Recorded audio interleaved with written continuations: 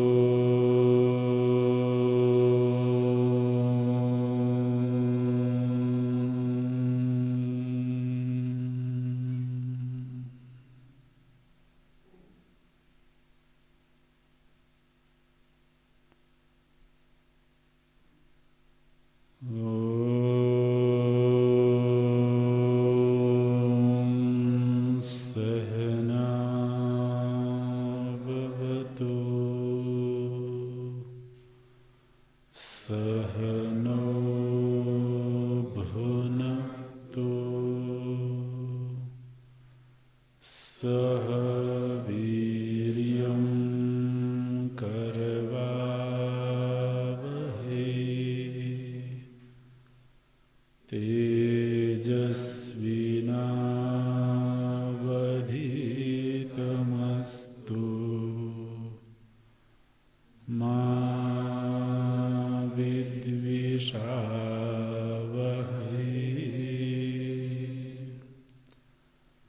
ॐ शान्ति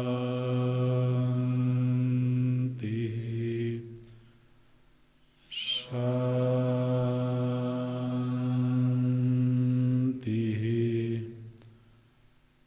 शान्ति।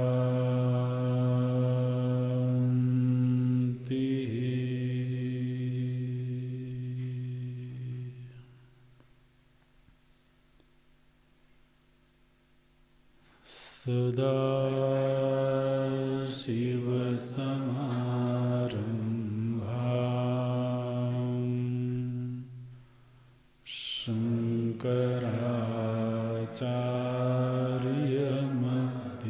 शङ्कराचार्यमध्यमाम्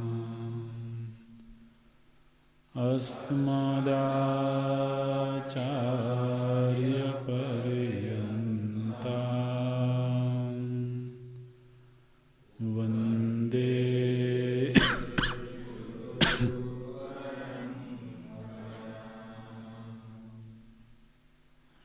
शङ्करं शङ्कराचार्यं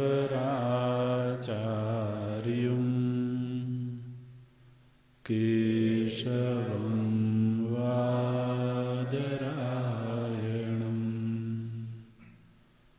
सूत्रभाष्यकृतौ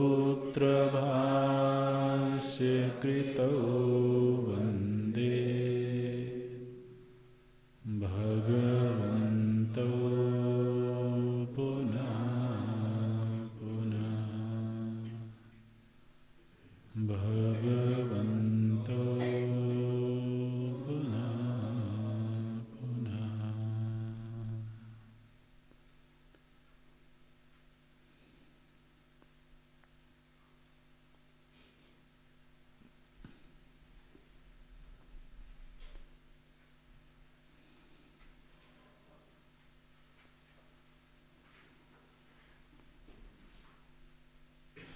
ॐ उषन् हवै वाजस्रवसः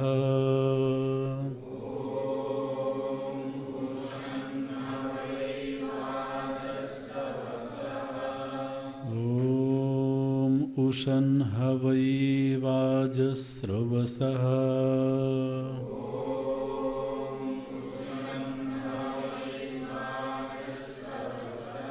सर्ववेदसं ददौ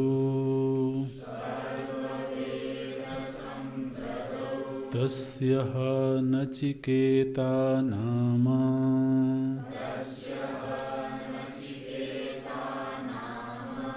पुत्र आस तस्यः नचिकेता नाम पुत्र आस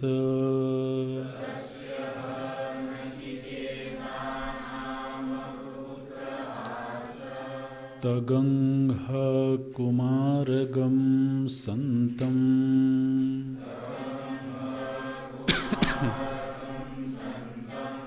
दक्षिणासु नीयमानासु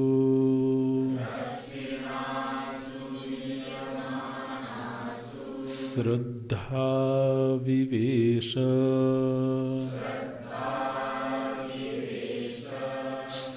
सोमन्यत पीतोदका जग्धतृणा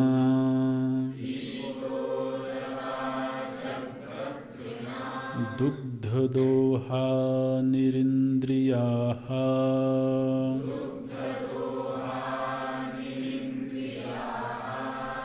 अनन्दानाम ते लोकाः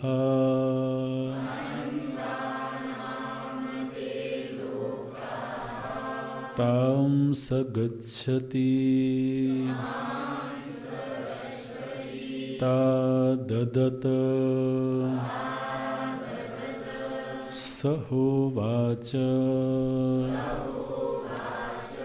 पितरं तत्कस्मै मां दास्यसीति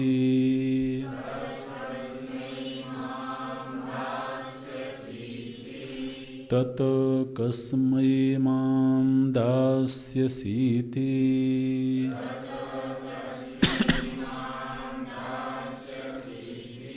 द्वितीयं तृतीयं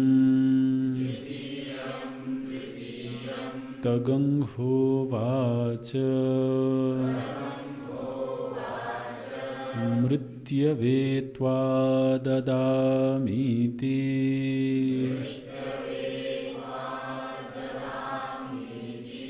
तगंहोवाच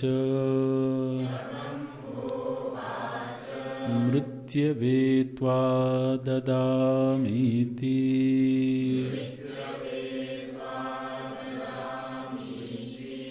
मृत्यवे त्वा ददामीति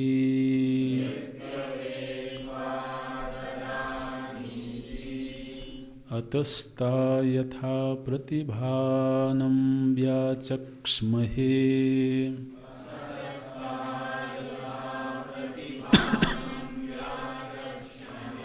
तत्राख्यायिका विद्यास्तुत्यर्था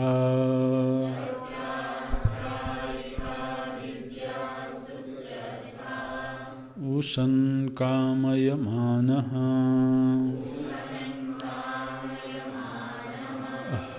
वा इति वृत्तार्थस्मरणार्थौ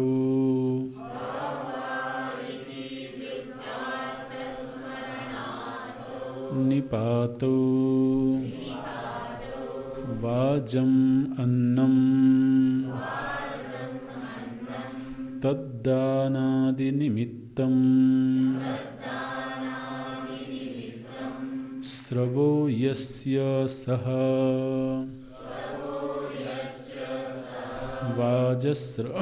वाजस्रवा रूढितो वा तस्यापत्यं वाजस्रवसः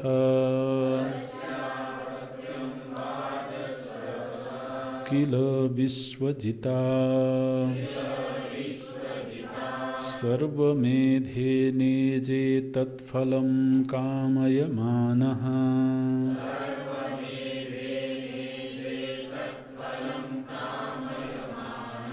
स तस्मिन् कृतौ सर्ववेदसं सर्वस्वं धनं ददौ दत्तवान् तस्य यजमानस्य ह नचिकेता नाम पुत्रः किल आस बभूव तं ह नचिकेतसं कुमारं प्रथमवयसं सन्तम् अप्राप्तप्रजननशक्तिम् बालमेव श्रद्धा आस्तिक्य बुद्धिः पितुर्हितकामप्रयुक्ताः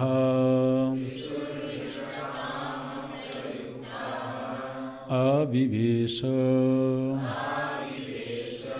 पितुर्हितकामप्रयुक्ता आविवेश प्रविष्टवती कस्मिन् काले इत्याह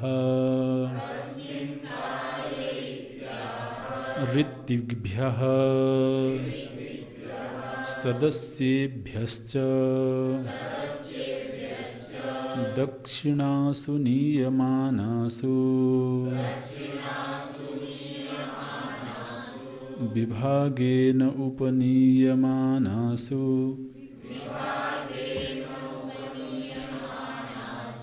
दक्षिणार्थासु गोषु स आविष्टश्रद्धः नचिकेता अमन्यता आलोचितवान् कथम् इति उच्यते पीतोदका इत्यादिना दक्षिणार्था गावो विशेष्यन्ते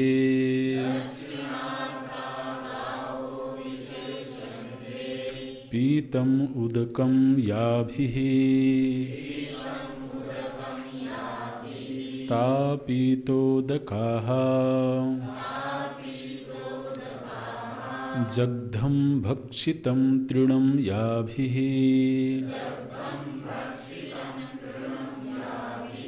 ता जग्धतृणाः दुग्धो दोहः क्षीराख्यो यासाम्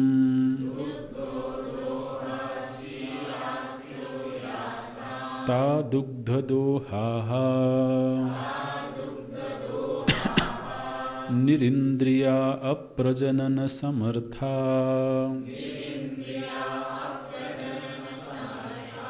जीर्णा निष्फला गाव इत्यर्थः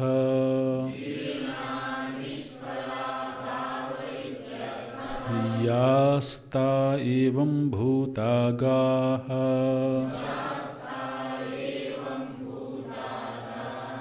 ऋत्विग्भ्यो दक्षिणा बुद्ध्या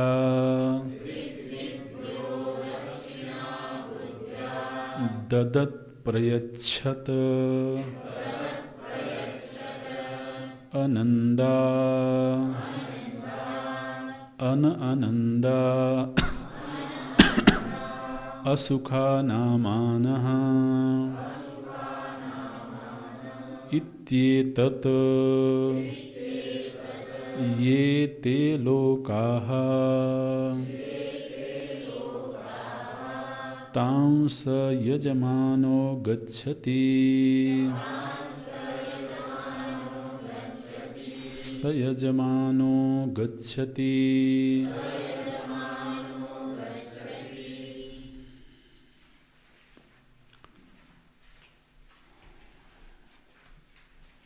काठकोपनिषद के मंत्रों की पदशः व्याख्या करने से पूर्व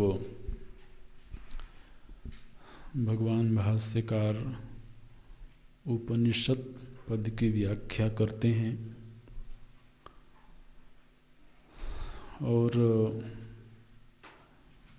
उपनिषद विद्या का अनुबंध चतुष्टय बताते हैं। तो यह अनुबंध चतुष्टय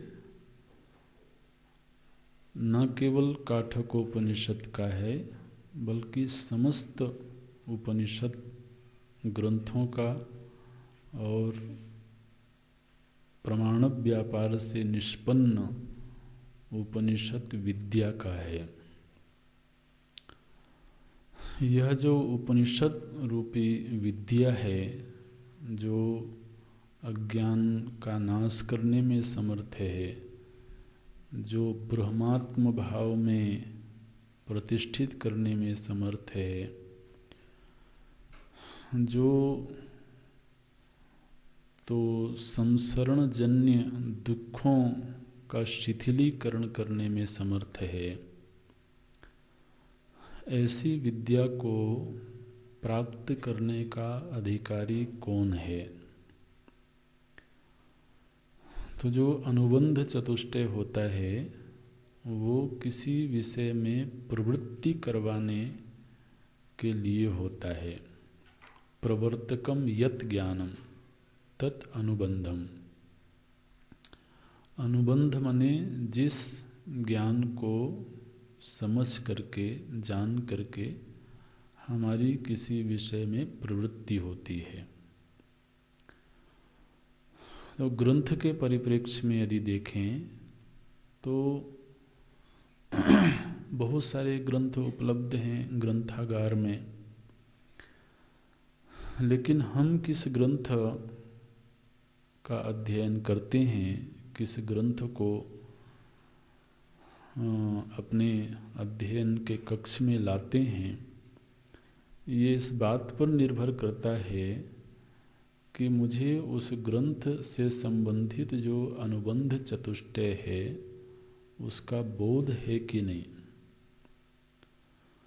उसमें प्रथम है कि ग्रंथ को पढ़ने की योग्यता मुझ में है कि नहीं। तो अब जैसे हायर मैथमेटिक्स की कोई पुस्तक है और कोई विद्यार्थी अभी पहली दूसरी कक्षा में है, तो वो जो विद्यार्थी है वो उस ग्रंथ को पढ़ने का अधिकारी नहीं है। दूसरा, कोई अभी तो स्नातकोत्तर में अध्ययनरत हो और उसको कोई छोटे बच्चों की कॉमिक्स की पुस्तक दी जाए तो वह भी उस ग्रंथ का अधिकारी नहीं है। तो सर्वप्रथम यह जानकारी होनी चाहिए कि हम जिस ग्रंथ का चुनाव कर रहे हैं उस ग्रंथ के अध्ययन की योग्यता मुझ में है कि नहीं। तो जो उपनिषद, चाहे आप ग्रंथ के रूप में देखें चाहे उपनिषद विद्या के रूप में देखें, इसका अधिकारी कौन है? बोलते हैं मुमुक्षु अधिकारी है। बिल्कुल स्पष्ट हो गया कि जो मुमुक्षु है वही इस ग्रंथ का अनुशीलन कर सकता है। अगर दूसरा करे तो केवल इतनी सी बात है कि उसमें उसको रस नहीं मिलेगा और शायद समझ में भी ना आवे। तो इसमें किसी प्रकार का कोई संशय नहीं रहा कि उपनिषद विद्या किस अंतःकरण में प्रकट होगी। तो अधिकारी माने अंतःकरण की योग्यता। विद्या के संदर्भ में चूंकि विद्या का अधिकरण अंतःकरण है, इसलिए अंतःकरण की योग्यता ही महत्वपूर्ण है। कैसा अंतःकरण होवे? बोले जिस अंतःकरण में तो इहा मूत्रार्थ फल भोग विरागः, तो अब उसको इह और अमूत्र के विषयों में आश्रय बुद्धि नहीं दिखाई देती है, आश्रयता नहीं मालूम पड़ती है। ऐसा अंतःकरण तो बन गया, तो साधना से बना, तपस्या से बना, स्वाध्याय से बना, जप से बना, लेकिन अंतःकरण का इस तरीके से निर्माण हो गया। तो अब यदि हम ग्रंथ का आश्रय ले रहे हों, आचार्य का आश्रय ले रहे हों, और फिर भी उपनिषद विद्या अंतःकरण में अवतरित नहीं होती है, तो उसका केवल इतना ही अर्थ है कि अभी अंतःकरण तैयार नहीं हुआ है। तो शनै ही जैसे जैसे वो तैयार होता जाएगा, वैसे वैसे उस विद्या का अवतरण होगा। तो अधिकारी का स्पष्ट कथन हुआ। दूसरा, जिस ग्रंथ का हम आश्रय ले रहे हैं उसका विषय क्या है।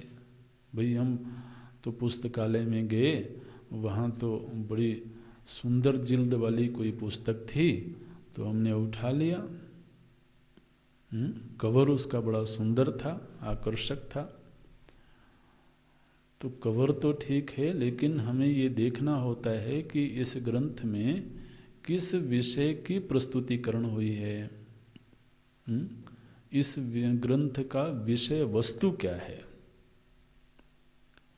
तो अब ग्रंथ खूबसूरत है इसलिए हम ले आए, और उसकी जो विषय वस्तु है वो ऐसी है जिससे हमारा कोई लेना देना ही नहीं है। तो फिर अनुबंध चतुष्टय में व्यक्ति की किसी भी ग्रंथ में प्रवृत्ति तब होगी जब उस ग्रंथ के विषय वस्तु से वो परिचित हो। तो फिर हम उसकी हेडिंग देखते हैं, उसका नाम देखते हैं, और देखते हैं कि अच्छा, तो इस ग्रंथ में ये विषय है, तो इतिहास का कोई विषय है, भूगोल का कोई विषय है,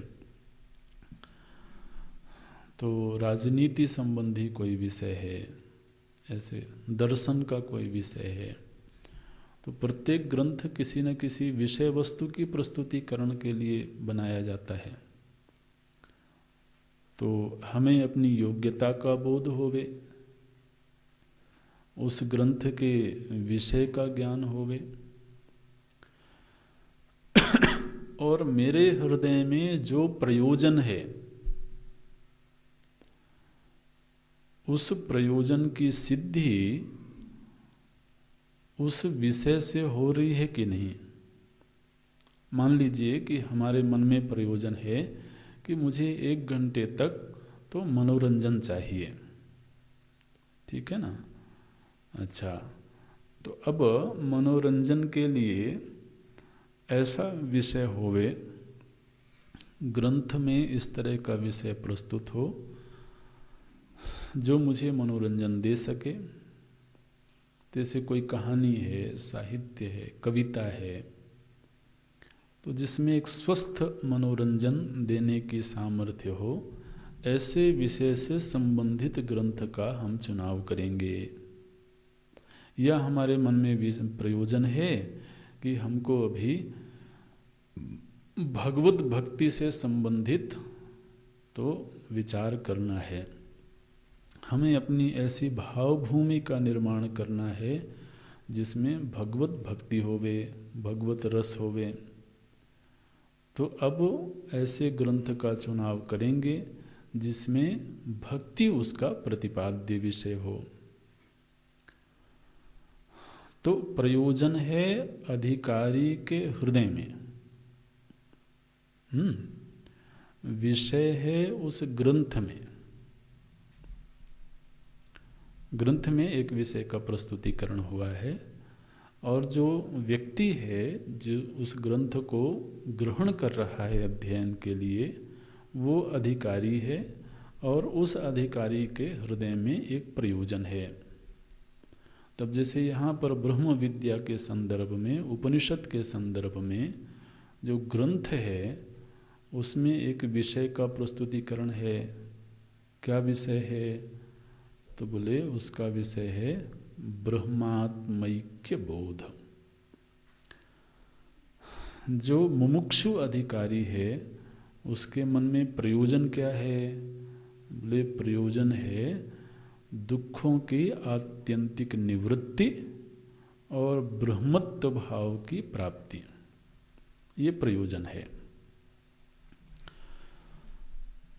तो अब संबंध किसमें बनेगा? बोले ग्रंथ में और अधिकारी के हृदय में जो प्रयोजन है इनके बीच में संबंध बनेगा। तो जो प्रयोजन है वह साध्य हो गया, ठीक है ना। जो प्रयोजन है वही हमारा साध्य है, प्राप्तव्य है। तो ग्रंथ साधन रूप हुआ। तो हमारे प्रयोजन की सिद्धि कहाँ हो रही है? बोले उस ग्रंथ में प्राप्त विषय। तो ग्रंथ का संबंध हमारे प्रयोजन के साथ हुआ। प्रयोजन है साध्य और ग्रंथ है साधन। ऐसे तो साधन साध्य संबंध बना ग्रंथ और प्रयोजन के मध्य। इसी को कहते हैं बोध्य बोधक संबंध। तो जो ग्रंथ है वो बोधक है और जो विद्या हम पाना चाहते हैं वो बोध्य है। इस तरह से तो ये जब हमें अनुबंध चतुष्टय का ज्ञान होता है, हमें अपनी योग्यता का बोध हो, हमारे हृदय में प्रयोजन क्या है। अब मान लीजिए कि हम किसी पुस्तक की दुकान पर गए और हमने दुकानदार से कहा कि भाई पुस्तक दे दो। वो पूछेगा कौन सी पुस्तक दे दें? हम कहें कोई भी दे दो। कोई भी दे दो। अरे भाई आप क्या पढ़ना चाहते हो? आपका प्रयोजन क्या है? बोले वो तो मुझे भी नहीं मालूम। तो तुम्हें जो ठीक लगे दे दो। तो हो सकता है कि वो कहीं से इंटरनेट से खोज के आगरा का पता दे दे।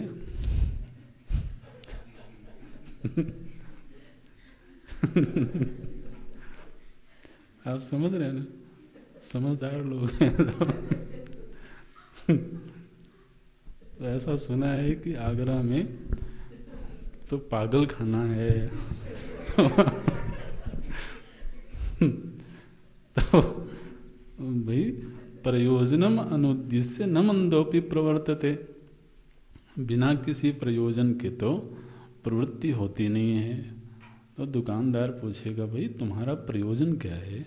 तुम किसी कक्षा में पढ़ते हो कि कोई मनोरंजन करना चाहते हो कि दुनिया में घट रही घटनाओं के विषय में जानना चाहते हो? तो प्रयोजन क्या है? तो प्रयोजन का बोध हो। फिर हमारे प्रयोजन की जो सिद्धि है वो इस ग्रंथ से हो सकती है। तो मान लो हम ग्रंथ से परिचित नहीं भी हैं, लेकिन हमने जब प्रयोजन बताया तो दुकानदार कहेगा कि भाई ये वाला ग्रंथ ले जाओ, इससे आपके प्रयोजन की सिद्धि होगी। ऐसे तो जब हमें अनुबंध का बोध होता है तभी हमारी किसी ग्रंथ में प्रवृत्ति होती है। तो प्रवर्तकम यद ज्ञानम तद अनुबंधम। तो उपनिषद में किसकी प्रवृत्ति हो सकती है? बोले पक्की बात है कि उसमें कहीं चाहे शिथिल मुमुक्षुता ही हो, शिथिल वैराग्य ही हो, लेकिन किंचित उसमें वैराग्य मुमुक्षुता तो अवश्य होगी, अन्यथा उपनिषद में प्रवृत्ति हो नहीं सकती। फिर जब हम उपनिषद की शरण में जाते हैं तो धीरे धीरे पता लगता है कि उपनिषद का विषय क्या है।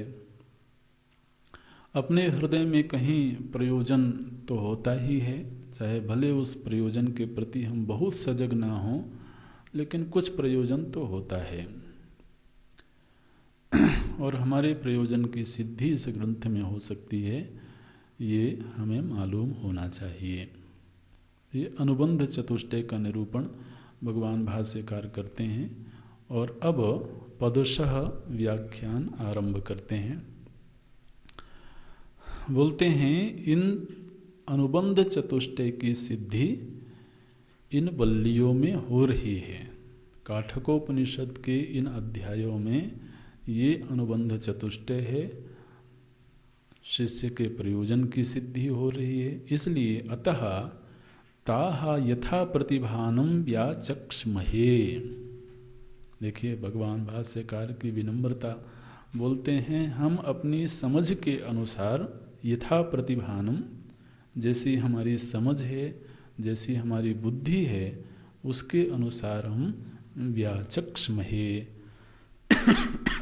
इन मंत्रों का व्याख्यान प्रस्तुत करेंगे, ऐसे बोलते हैं। अब इस ग्रंथ में सर्वप्रथम आख्यायिका कही गई है। भगवान भाष्यकार बोलते हैं, तत्र माने तस्मिन् काठकोपनिषदि, इस काठकोपनिषद ग्रंथ में आख्यायिका कही गई है। क्या प्रयोजन है आख्यायिका कहने का? बोले विद्यास्तुत्यर्था, विद्या की स्तुति के लिए।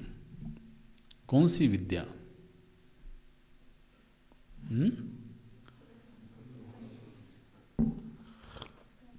हाँ, उपनिषद विद्या। उपनिषद शब्द है ना, विद्या उच्यते। तो जब विद्या शब्द का प्रयोग हो तो उसका अर्थ उपनिषद विद्या, ब्रह्म विद्या। तो यहाँ पर इस उपनिषद विद्या की स्तुति के लिए, स्तुति माने क्या होता है? किसी की महिमा का गायन करना। स्तवन माने उनकी महिमा का, उनकी महनीयता का गायन करना, उसको स्तुति बोलते हैं। तो ब्रह्म विद्या की महिमा को प्रकट करने के लिए ये आख्यायिका प्रस्तुत की गई है।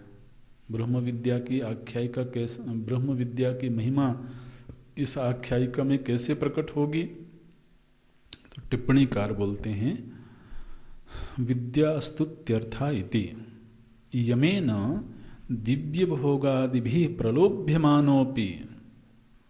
टिप्पणी मिली आपको, तीसरे नंबर की टिप्पणी है। बोलते हैं कि यमेन, इस आख्यायिका में यह दिखाया गया कि जो नचिकेता हैं वो अपने आचार्य यमाचार्य के पास जाते हैं और जो यमाचार्य हैं उनको बहुत सारे दिव्य भोगों का प्रलोभन देते हैं। इमा रामा सरथा सतूर्या, तो ऐसे ऐसे दिव्य भोगों का प्रलोभन देते हैं।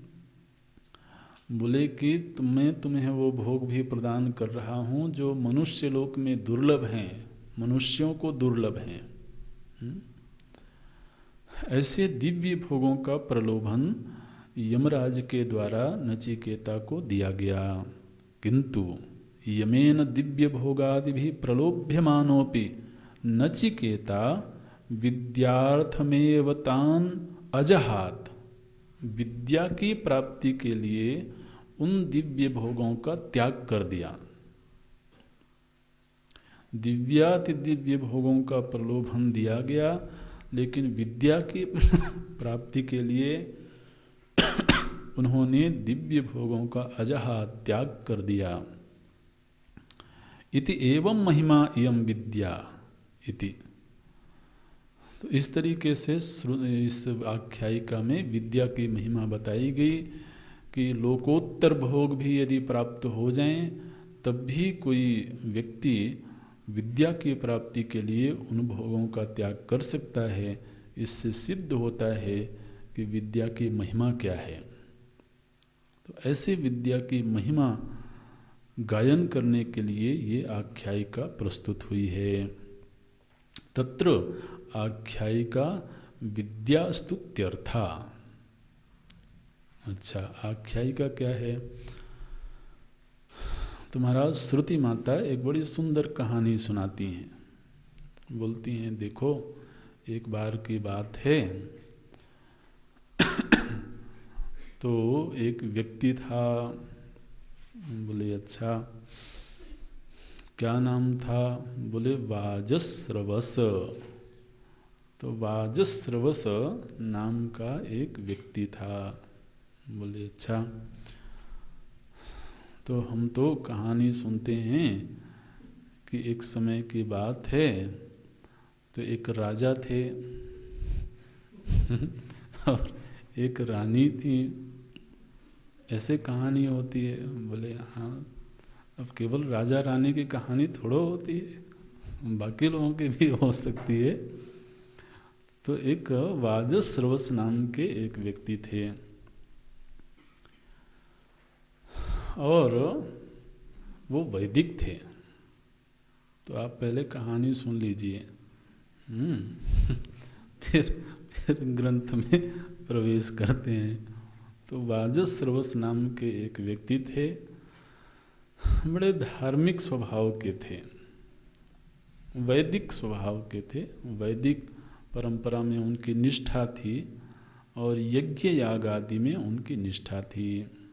लोक परलोक के प्रति बड़ी आस्था थी उनकी। तो उन्होंने सुना था कि व्यक्ति जब इस शरीर को छोड़ के जाएगा तो उसे पुनः कोई शरीर धारण करना होगा। तो अब यदि पुनः शरीर धारण करना है तो उसकी तैयारी पहले से होनी चाहिए। आखिर आदमी तो धन संचय क्यों करता है? भविष्य की चिंता होती है, इसलिए करता है। तो बोले कि जो साधारण व्यक्ति है उसको केवल इस जीवन के भविष्य की चिंता होती है, लेकिन कोई ऐसा भी व्यक्ति है जिसको मालूम है कि इस शरीर के बाद भी जीवन है, तो उस जीवन की भी व्यवस्था होनी चाहिए। ठीक है ना? तो उसके लिए भी कुछ संचय होना चाहिए। तो उसके लिए अलग तरह के बैंक बने हुए हैं, है ना? केवल इस जीवन की व्यवस्था के लिए तो अलग बैंक हैं, और इस जीवन के बाद के जीवन के लिए भी एक अलग तरह का बैंक बना हुआ है। तो उसमें भी कुछ हाँ बिल्कुल एफडी बननी चाहिए। तो ऐसी उनको चिंता होती है। तो उन्होंने सुना विद्वानों से, आचार्यों से, कि एक विश्वजित नाम का यज्ञ होता है। तो आप विश्वजित नाम का यज्ञ करिए तो इस शरीर के बाद का जो जीवन है वो भी सुखमय होगा। तो बोले हाँ महाराज, ये तो ठीक है, करूँगा, जरूर करूँगा। तो उन्होंने विश्वजित नाम का यज्ञ करने का संकल्प लिया। लेकिन विद्वानों से उन्होंने पूछा कि जो विश्वजित नाम का यज्ञ होगा, इस यज्ञ का विधान क्या है, किस तरीके से ये यज्ञ किया जाएगा, इसमें क्या दक्षिणा आदि होगी, किस तरीके के व्रत आदि पालन करने होंगे। वो सारा उन्होंने विद्वानों को बुला करके पूछा। अपने पुरोहित को बुलाया होगा उन्होंने, और सब कुछ पूछा महाराज। तो उन्होंने बताया कि इस विश्वजित नाम के यज्ञ का जो वैदिक विधान है वो ऐसा है कि जिस समय आप यज्ञ करोगे तो यज्ञ जब संपन्न होगा तो आपका जितना कुछ है वो सब कुछ आपको दान करना पड़ेगा। ये विश्वजित यज्ञ का विधान है, वैदिक विधान है कि आपका अपना जो कुछ भी है, जिसको आप अपना कहते हो आज के दिन, उस सब कुछ आपको दान कर देना पड़ेगा। तब यह विश्वजित यज्ञ सांगोपांग सफल होगा। ऐसे उन्होंने कहा ठीक है। अब उनके मन में ये भाव आया कि ऐसा करते हैं कि एक बिल बनाते हैं।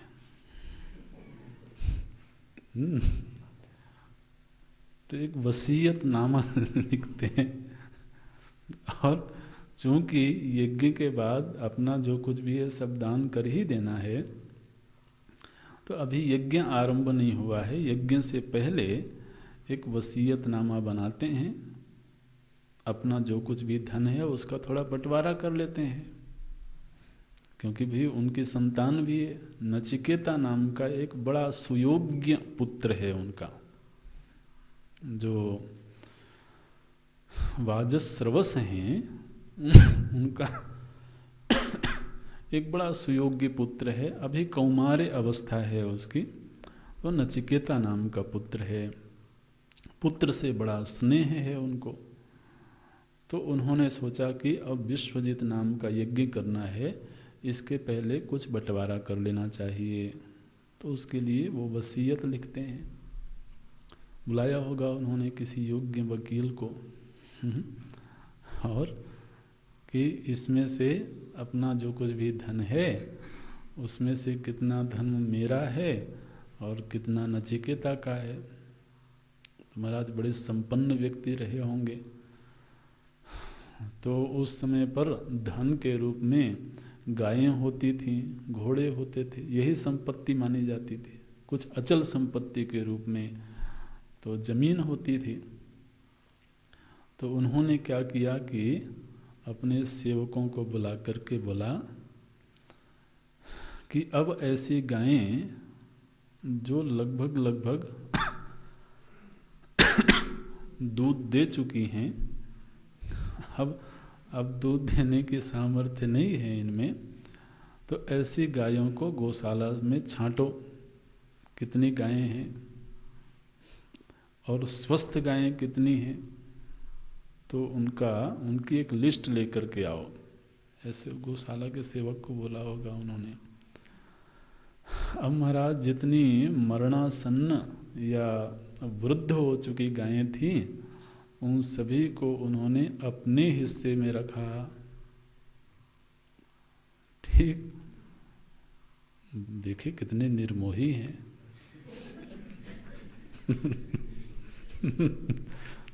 पक्की बात है भाई। और स्वाभाविक है, आदमी को चिंता होती ही है। अभी तो हमारा छोटा सा पुत्र है, इसको पूरा जीवन जीना है। तो जितनी स्वस्थ हृष्ट पुष्ट गायें थी वो सब नचिकेता के नाम लिखवाया। तो इस तरीके से उन्होंने धन का बंटवारा कर लिया और फिर यज्ञ कार्य में प्रवृत्त हुए। ऐसे अब यज्ञ का विधान क्या है? कि जो आपका है, अब पुत्र का नहीं, जो आपका है वो सब आपको दान करना है। तो अब तैयार हो गए कि ठीक है, सब कुछ दान कर देंगे। कल को कोई ये नहीं कहेगा कि आपने इस गाय को क्यों नहीं दिया। अरे भाई ये मेरी है ही नहीं, ये नचिकेता की है। तो इसलिए जो मेरा है वो तो मैंने सब दान कर दिया। ऐसे तो ऐसा व्यक्तित्व है वो वाजस्रवस जी का। अब देखिए इस प्रसंग में, इस आख्यायिका में तो एक बात ये देखने को मिली कि जो वाजस्रवस हैं उनको भविष्य की चिंता है। भविष्य की चिंता है माने क्या? ये हम सभी की एक नैसर्गिक वृत्ति होती है कि हम आज जहाँ हैं, जिस परिस्थिति में हैं, हमेशा हमारे मन में एक कामना रहती है जाने अनजाने में कि कल की परिस्थिति आज से थोड़ा बेहतर होवे। ठीक है ना?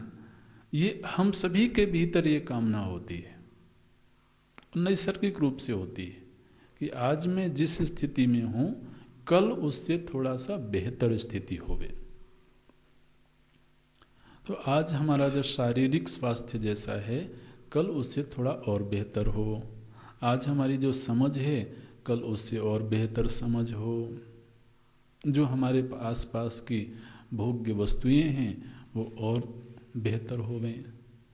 तो ये एक नैसर्गिक वृत्ति महाराज हम सभी के भीतर होती है, चाहे किसी की परिस्थिति कितनी ही श्रेष्ठ क्यों ना हो। आप विचार करके देखें। और यह जो वृत्ति है कि आज से कल बेहतर होवे, यह वृत्ति ही व्यक्ति को निरंतर कर्म में प्रवृत्त रखती है। जिस दिन व्यक्ति के अंदर यह अनुभूति जाग जाए कि आज मैं जिस स्थिति में हूं वो पर्याप्त है, आज की स्थिति जो है वो हमेशा ही ऐसी बनी रहेगी, तो मुझे कोई दिक्कत नहीं है। तो अब दूसरी क्या चिंता होगी कि आज जैसी है वैसी ही कल बनी रहे। ठीक है ना, आज से कल बेहतर हो, मान लीजिए, अब वो चिंता नहीं रही। आज हम जिस दशा में हैं हमको लगता है कि ठीक है, पर्याप्त है। लेकिन फिर आज जैसा है कल भी वैसा ही रहे, ये एक दूसरी फिर वृत्ति आती है व्यक्ति के मन में। इसी को बोलते हैं योग क्षेम। योग मने आज जो है उससे कल बेहतर हो, उसकी मांग। और क्षेम मने जो हमें प्राप्त स्थिति है वो मेंटेन रहे, वो वैसी की वैसी ही रहे, इसको बोलते हैं क्षेम। तो ये जो योगक्षेम की वृत्ति है महाराज, ये हम सभी में होती है। और इसी योगक्षेम की वृत्ति की पूर्ति के लिए हम हर दिन किसी न किसी कार्य में प्रवृत्त रहते हैं। अब कोई ऐसा व्यक्ति है जो लोक परलोक पर भी विश्वास करता है, तब यदि लोक परलोक पर विश्वास करता है तो ये जरूर चिंता करेगा कि इस शरीर के बाद का जो जीवन होगा उसका क्या स्वरूप होगा।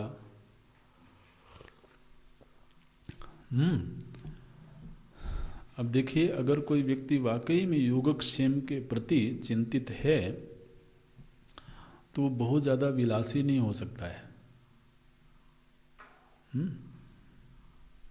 क्यों नहीं हो सकता? क्योंकि अगर वो विलासी होगा तो धीरे धीरे उसकी शक्ति का क्षय होगा, उसके भोग्य वस्तुओं का क्षय होगा, और कल की जो परिस्थिति होगी वो शायद बिगड़ जाए। तो इसलिए वो थोड़ा संयमित जीवन जिएगा। अब यदि किसी को ये भी चिंता होने लगी कि इस जीवन के बाद का जो जीवन है वह भी सुखद होवे, तो उसको कैसे सुखद बनाया जाए? तो फिर वो पुण्यों का अर्जन करेगा, क्योंकि वो सत्संग में और शास्त्रों से सुना कि एकमात्र ऐसी पूंजी है जो एक शरीर के बाद दूसरे शरीर में प्राप्त होती है, उसका नाम है पुण्य। तो अब पुण्य का संचय करने के लिए फिर वह जीवन संयमित बनाएगा और जीवन में वैदिक अनुष्ठानों का वो आश्रय लेगा, क्योंकि यज्ञ आदि दान आदि करने से ही पुण्यों की पूंजी संचित होती है। तो अब देखिए, भविष्य की चिंता होने मात्र से ही महाराज उसका जीवन सात्विक हो जाएगा, संयमित हो जाएगा, शास्त्रानुसारी हो जाएगा। अब जबकि यह अवश्यम भावी है अगला जीवन, तब उससे नजरें घुमा लेने से तो बात बनेगी नहीं। भाई, आदमी भविष्य की चिंता क्यों करता है? क्योंकि भविष्य अवश्यम भावी है। लोग कहते हैं अरे वर्तमान में जियो, भविष्य की चिंता क्यों करते हो? अरे जब भविष्य अवश्य आने ही वाला है तो चिंता क्यों नहीं हो भाई?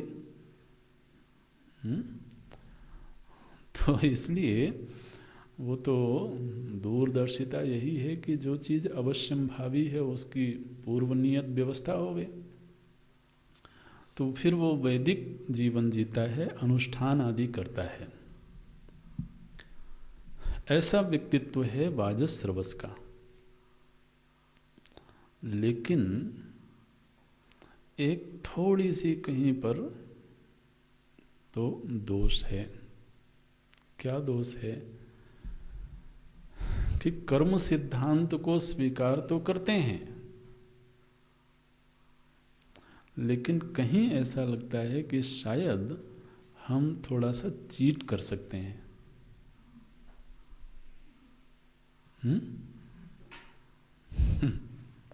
एक तरफ कर्म सिद्धांत की स्वीकृति भी है, इसमें कोई दो राय की बात नहीं है।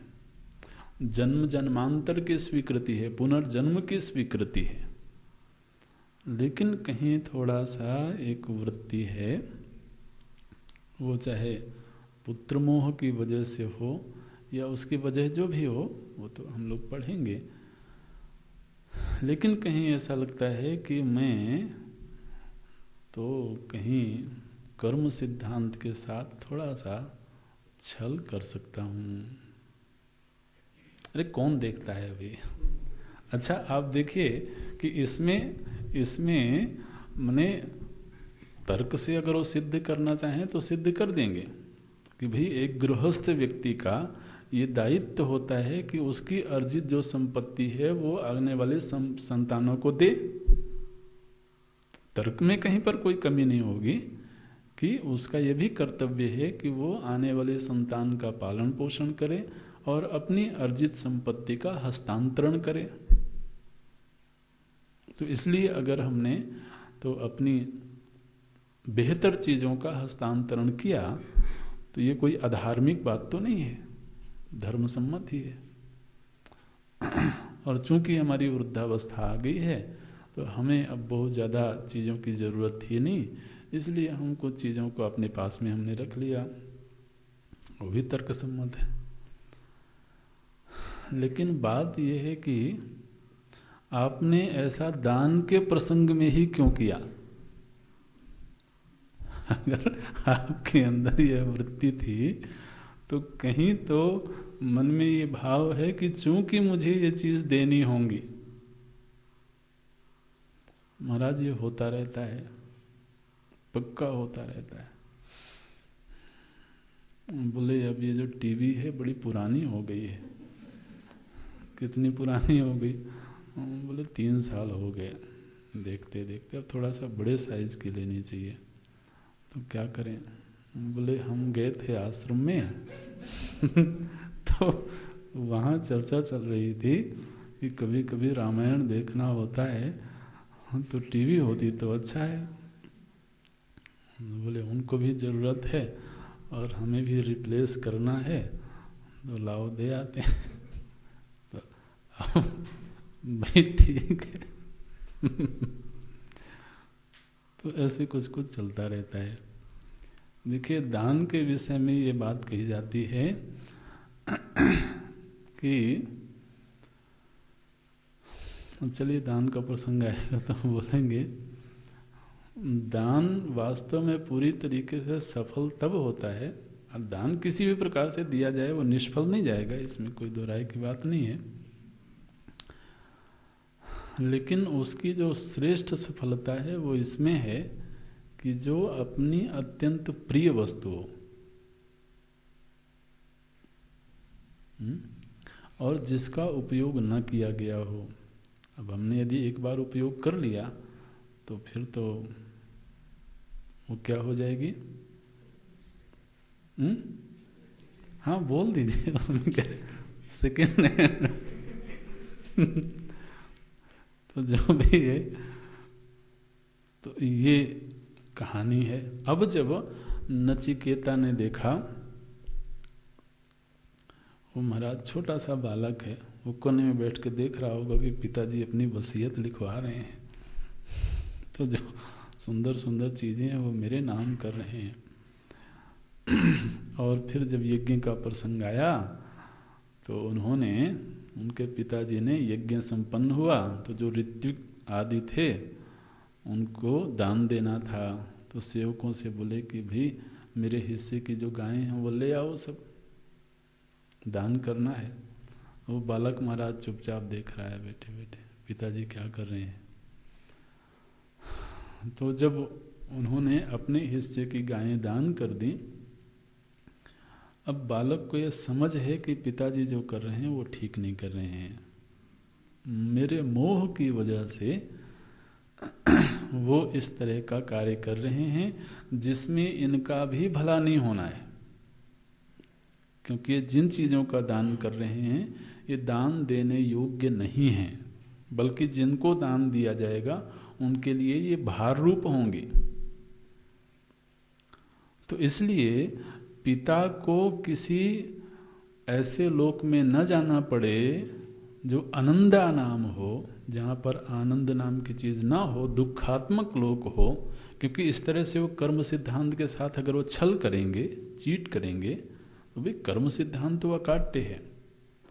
तो दान के नाम पर अगर इस तरह का कार्य करेंगे तो ऊपर के लोगों के में जाने की बजाय अधोगति हो सकती है। तो इसलिए पिता की केवल मेरे मोह की वजह से इनकी अधोगति ना हो, तो पिताजी के पास गए। यज्ञशाला में पिताजी बैठे हुए हैं और सभी सामने ब्राह्मण गण बैठे हुए हैं, ऋत्विक बैठे हुए हैं और वो दान कर रहे हैं।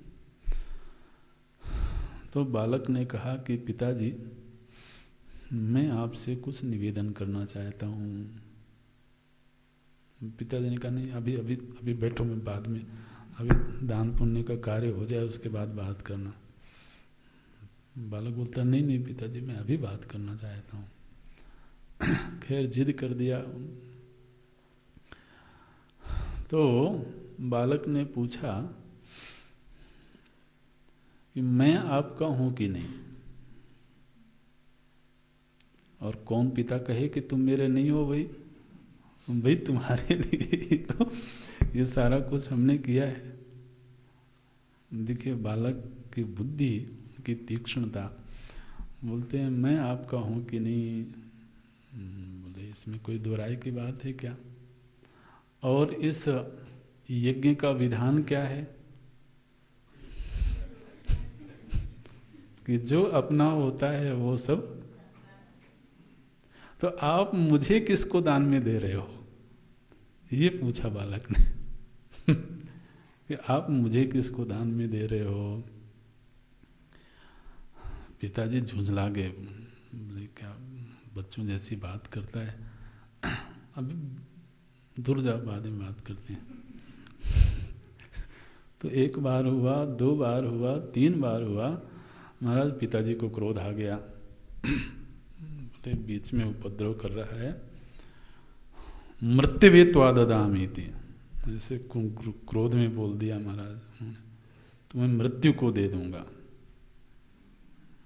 क्रोध में बोला, कोई ऐसा बोलने का भाव नहीं था। महाराज बालक बहुत ही होशियार है।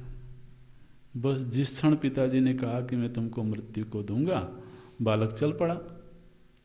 भी अब आपने कह दिया कि मृत्यु को, तो अब मैं तो आपके हिस्से में रहा नहीं, अब तो मृत्यु के हिस्से में चला गया।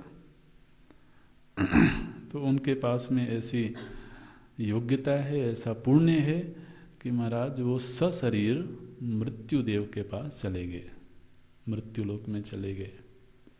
अब यहाँ तो पिता की हालत तो बड़ी शोक ग्रस्त हो गई। ये आख्यायिका है।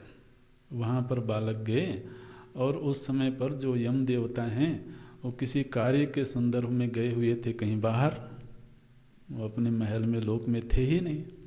3 दिन तक पुत्र उनको नचिकेता को इंतजार करना पड़ा। जब यमराज आए लौट करके तो उनको पता लगा कि एक ब्राह्मण बालक आया हुआ है और 3 दिन से इंतजार कर रहा है। तो यमराज ने कहा कि भाई 3 दिन तक इन्होंने इंतजार किया है, ब्राह्मण बालक हैं, पूज्य हैं, तो इनको 3 वरदान देना चाहिए। तो उन्होंने बालक को बुलाया और हालचाल लिया। फिर पूछते हैं कि आपको 3 वरदान हम देते हैं, आप वरदान की मांग करिए। तो फिर नचिकेता ने मांग किया, बोले सबसे पहला मेरी मांग ये है, पहला वरदान ये है कि मेरे पिता शोकग्रस्त हैं, मेरे आ जाने से मेरे पिता शोकग्रस्त हैं, उनको आप शोक मुक्त कर दीजिए। ये प्रथम वरदान।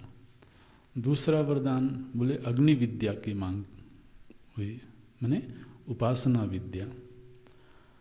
और तीसरे वरदान के रूप में ब्रह्म विद्या की मांग करते हैं, आत्मविद्या। तो इस तरह की ये आख्यायिका है। हम लोग अगली कक्षा में मंत्रों में प्रवेश करेंगे। ओम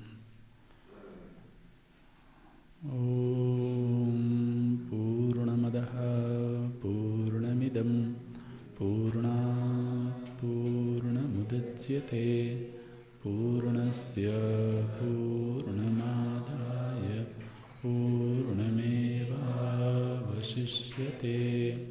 ॐ शान्ति शान्ति शान्तिः। हरिः ॐ श्री